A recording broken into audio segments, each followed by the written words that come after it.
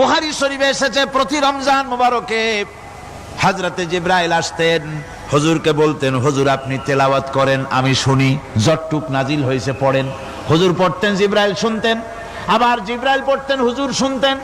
এমনি করে করে যে বছর হুজুর ইন্তেকাল করবেন, হুজুরের জীবনের শেষ রমজান মুবারকে কোরআন নাজিল পরিপূর্ণ হয়ে গেছে। হযরত জিবরাইল বলেন, হুজুর কোরআন তো নাজিল তামাম হয়ে গিয়েছে, এবার আপনি পুরা কোরআন পড়ে আমারে শোনান।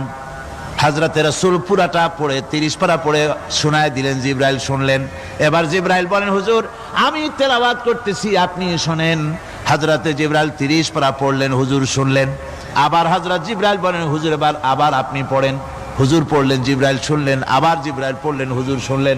তার মানে হলো হুজুর যে বছর ইন্তেকাল করলেন ওই বছরের রমজান মুবারকে হযরত জিবরাইল 2 বার পড়েছেন, হুজুর শুনেছেন, আর হুজুর 2 বার পড়েছেন, জিবরাইল শুনেছেন, যাতে করে একটা জের জবর, একটা আয়াত, একটা সেমিকোলন